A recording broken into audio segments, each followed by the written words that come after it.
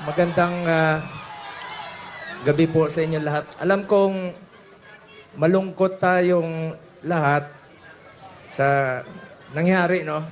At,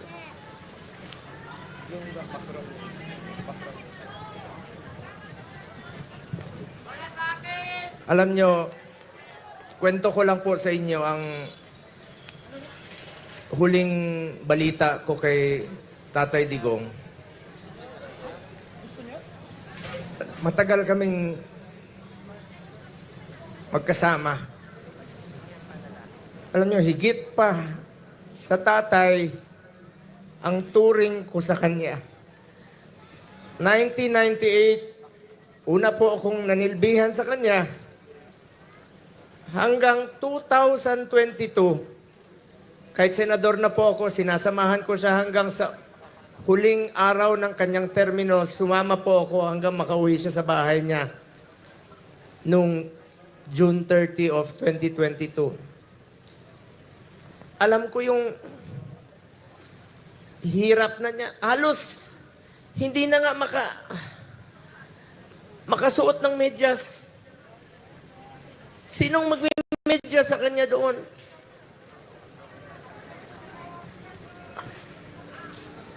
So, yung sinabi ko sa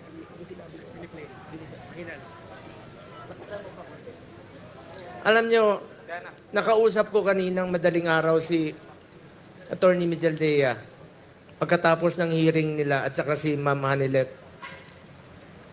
Kaya siya ganon siya magsalita.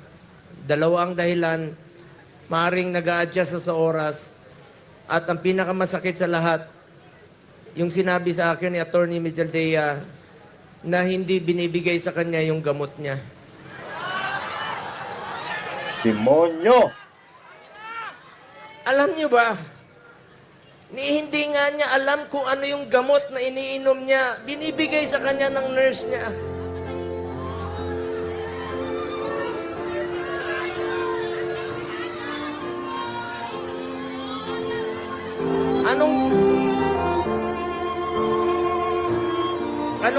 Anong gusto nilang gawin kay Tatay Digong? Kung kaya nilang ipadala si Tatay Digong doon, gawan nyo ng paraan paano siya ibalik dito.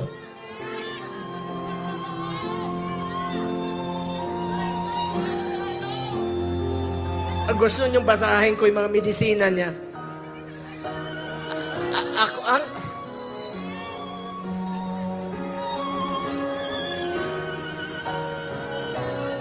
Minsan nagtitwitch yung kamay niya, sabi ni Bingbong kahapon.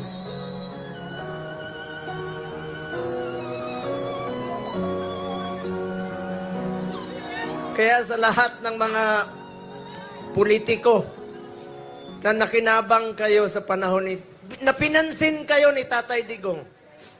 6 na taon kayong pinansin ni Tatay Digong. Yung iba dyan, pinupuntahan pa namin yung birthday. Makakatulog pa ba kayo? Ha? Tulungan nyo naman si Tatay Digong.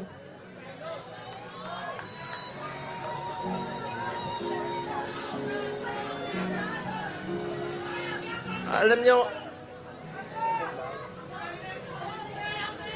hindi naman tatakas si Tatay Digong. Nung Sabado, maraming nagpapayo sa kanya. Kami,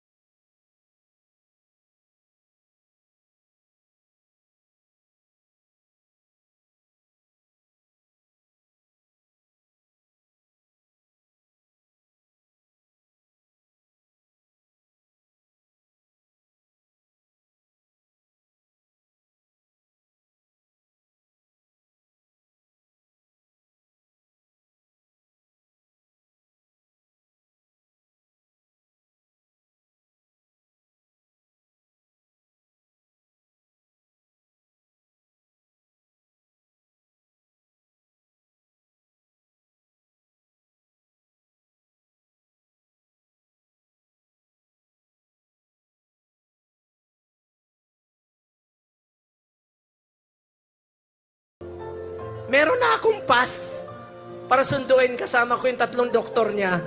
Dahil schedule po siya magpa-check up sa Cardinal Santos.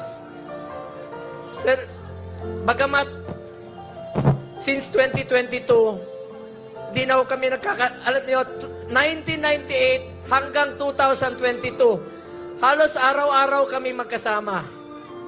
360 days, out of 365 days, magkasama kami. Noong 2022, may trabaho na po ako bilang senador, hindi na ako nakakasama sa kanya. Pero hindi ko po pinapabayaan yung medical niya dahil yun po ang pinangako ko sa kanya hanggang sa pagtanda niya, hanggang sa kamatayan niya, hindi ko po siya iwanan. Lalong-lalo na po sa medical. Alam niyo, nakaraang 4 na buwan, monthly siya nagpapa-check up. Yung dinidrip po siya. You may check with the doctors. I-check niya sa hospital. Sinasamahan ko siya doon. Dinidrip siya para humaba ang kanyang buhay. Scheduled siya March 12.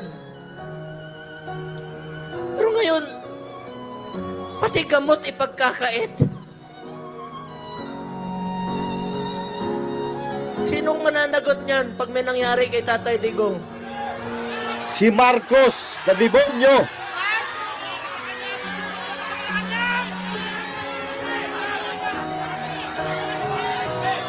February, umpisa nung December, dyan sa Cardinal, sinamahan ko siya. Kasama si Ma'am Hanelet. Enero, bumalik uli kami. Pebrero, bumalik uli kami. March 12 po siya schedule uli para sa pagpapagamot niya. Pero pinagkait nila. Pati gamot. Ayaw ibigay sa kanya. Alam niyo, wala siyang tsinelas. Pati tsinelas.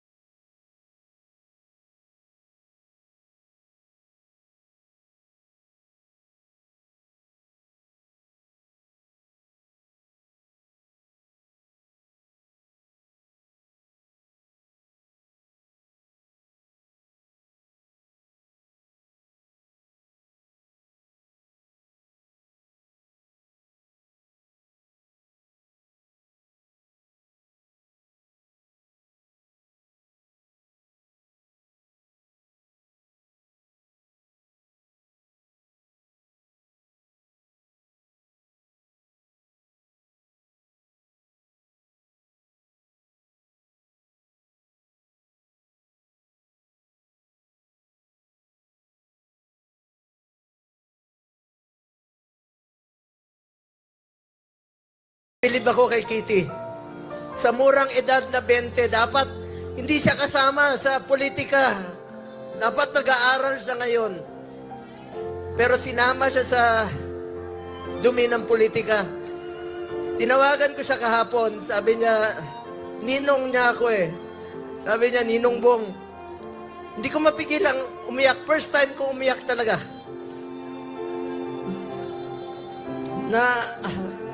Kausap siya. Sabi niya sa akin, Ninong,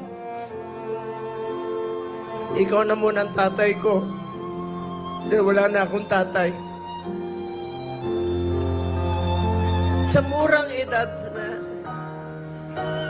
Pero matapang si Kitty ha. Sobrang tapang ni Kitty. Sabi niya, Ninong, be strong. Be straightforward. Ito yung panahon na magkaisa ang Pilipino. Magkaisa tayo para kay Tatay Digong. Nakikiusap po ako, manghinahon po tayo. Huwag po tayo gumawa ng bagay na ibabalik sa atin. Mga Pilipino, magkaisa po tayo para kay Tatay Digong. Importante muna ang kalusugan, kaligtasan at kalayaan ni Tatay Digong. Alam ko mga politiko, nakikinig kayo. Konsensya naman kayo. 6 na taon kayong minahal ni Tatay Digong. Pinansin kayo, minahal kayo, pinaglingkod.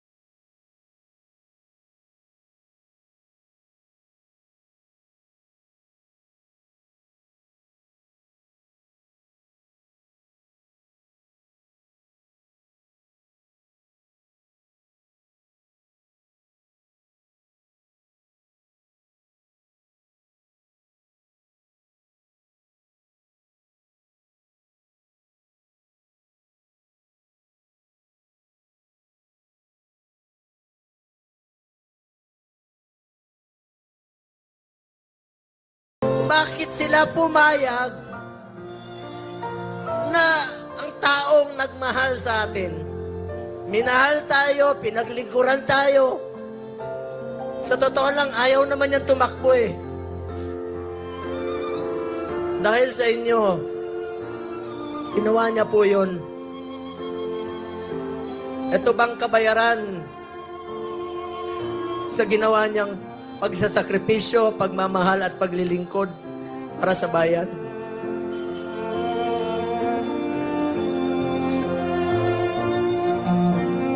No. Mga kababayan ko, magtulungan tayo na ay balik si Tatay Digong dito. Alam ko nangungulila kayo. Alam ko maraming Pilipino halos hindi makatulog. Hindi tayo makatulog. Alam niyo, marami ako narinig. Yung iba, kahit hindi natin kasama sa politika, marami nagte-text sa akin, hindi nila matanggap na bakit hinayaan payagan na magkaganon. Ikiusap po ko, alam ko nakikinig naman po kayo. Kung kaya niyong dalahin si Tatay Digong ng ganon kabilis, sana ibalik niyo po dito sa amin. Nangungulila po ang Pilipino.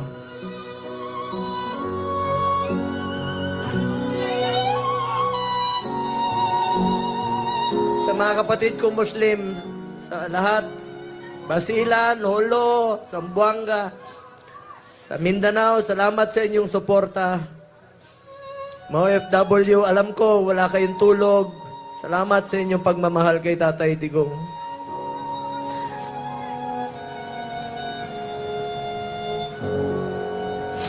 Mga taga-Bisayas, alam ko mahal na mahal niyo mga Bisaya.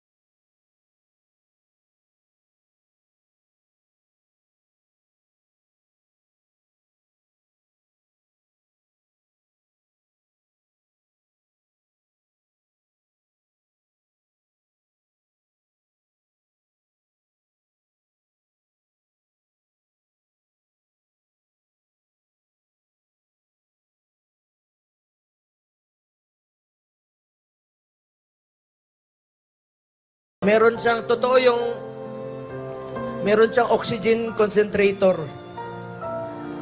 Dahil dun sa Buerger's disease niya na 80 years old,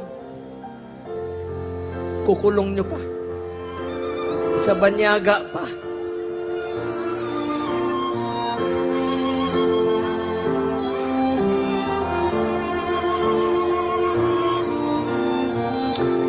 Alam nyo, hinahon lang ko kayo. Alam ko mahal niyo si Tatay Digong. Mahal natin si Tatay Digong. Magkaisa tayong lahat, mga kababayan ko.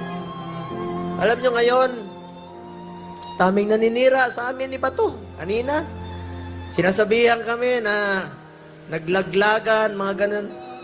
Alam nyo, huwag kayong maniwala sa mga yan. Yan ang tinatawag na gusto nila kaming hilain pababa. Gusto nila kaming sirain. Ako naman po, buklatin nyo man ang, pag namatay ako, buklatin nyo ang katawan ko. Duterte po. Wala po. Halos wala po akong panahon sa anak ko. Wala akong panahon sa tatay ko. Si Tatay Digong na po ang naging tatay ko. From 1998 hanggang 2022. 24 years yan, araw-araw kami magkasama. At sinabi ko sa kanya, Tatay Digong, hanggang kamatayan mo, hindi kita pababayaan. Lalo na sa medical mo. Ngayon, sino na po mag-aabot ng medisina niya? Sa mga nagpakulong sa kanya, makonsensya kayo. Makakatulog pa ba kayo?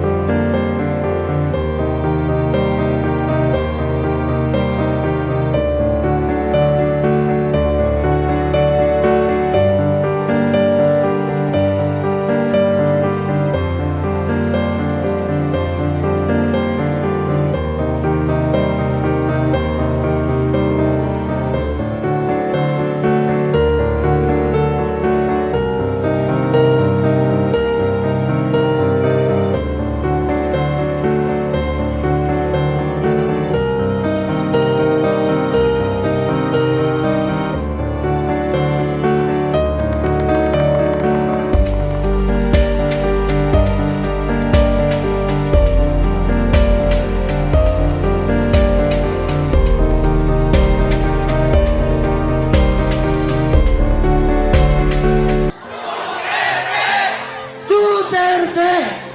Duterte! Duterte!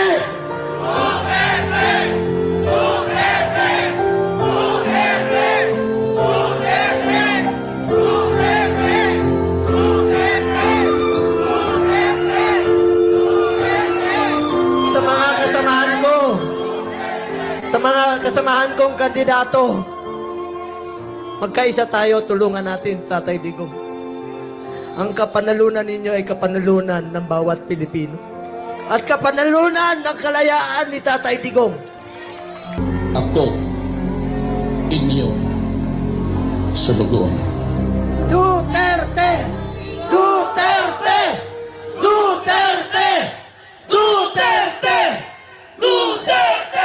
Mga kababayan ko, ipagdasal rin natin ang ating Vice Presidente na si Inday Sara Duterte sa kanyang kaligtasan. Bring PRD home po. Pagdasal natin si Tatay Digong sa kanyang kaligtasan at kalusugan. Maraming salamat po sa inyo lahat, mga kababayan ko. Alright, so ayun mga kababayan, ang isa sa mga madadamdaming tagpo. Alos lahat po ng tao dyan nag-iiyakan dahil sa sobra po na naaawa sila kay Pangulong Duterte. Biruin natin mga kababayan, yung kinukwento ni Senator Bongo na kapag may OFW na gustong hatulan ng kamatayan sa ibang bansa, si Pangulong Duterte hindi niya hinahayaan hanggat siya ay may magagawa. Pero sa pagkakataong ito, mga kababayan, kung sino pa ang tunay na nagmahal at nagmalasakit mula sa mayaman hanggat sa pinakamahirap na Pilipino, siya po ang pinahihirapan. Samantalang yung mga kawatan naglipa na sa lipunan, kumakamkam ng limpak-limpak na salapi sa bayan. Pero ayan, nagpapakasasa sila sa yaman. Si Pangulong Duterte, katulad ng lahat lagi nating naririnig, si Pangulong Duterte ni isang poste, walang naipatayo sa bahay niya. Kung ano yung itsura ng bahay niya bago siya pumunta diyan sa Malacanang, ganun pa rin ang inuwian niya. Si Pangulong Duterte na mahal ang mga Pilipino, pero siya ipinagkanulo ng mga demonyo na dapat ay nanunungkulan sa gobyerno.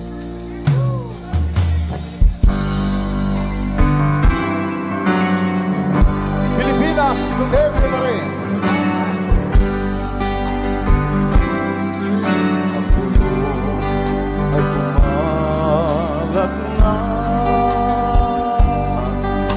Isa ang nais nila. Isigaw ang nadarama. Pilipinas, muling magsama-sama. Pilipinas, Duterte pa rin ang tunay na iwagayway natin ang ating kabataan sa ating laban niya ay laban natin. Pilipinas, Duterte pa rin.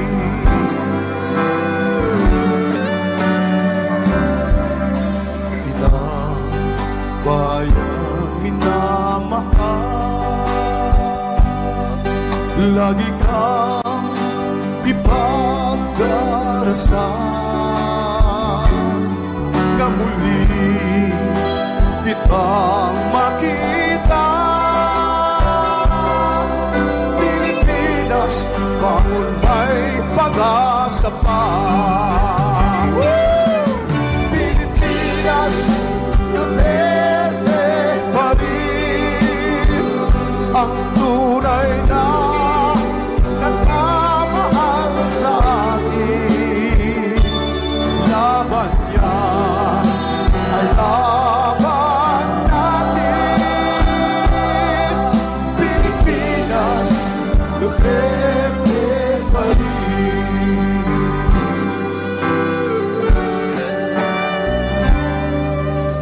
Ilang bayan minamahal, lagi kang ipagdarasal na muli kitang makita. Pilipinas, bangon may pag-asa pa. Pilipinas, Duterte pa rin ang tunay na nagmamahal sa atin. Laban niya ay laban natin. Pilipinas, Duterte pa rin. Pilipinas, Duterte pa rin ang tunay na nagmamahal sa atin. Laban niya ay laban natin.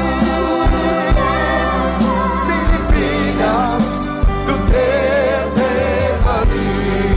Lahat tayo. Pilipinas, Muli, maraming salamat sa lahat ng mga Pilipino na nagkakaisa ngayon, hindi lang dito sa Liwasang Bonifacio, pero sa iba't ibang bahagi ng Pilipinas at maging sa iba't ibang bahagi ng mundo.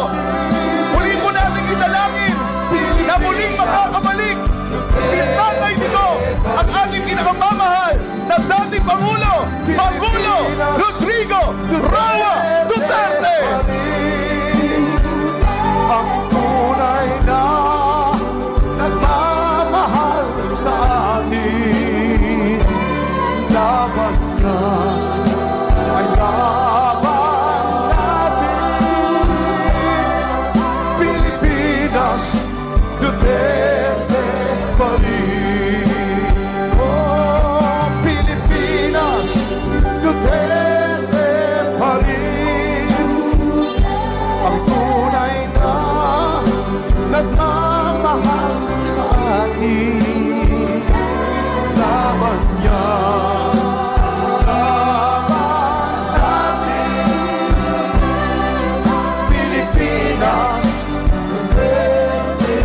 Minsan pa. Woo! Pilipinas, never leave. Ang tunay na nagmamahal sa atin. Laban niya, laban natin. Pilipinas, Duterte. Minsan pa, na tayo. Pilipinas, Pilipinas, Duterte pa rin. Ang tunay na nagmamahal sa atin. Laban niya, laban natin. Pilipinas, Duterte pa rin. Pilipinas, Duterte pa rin.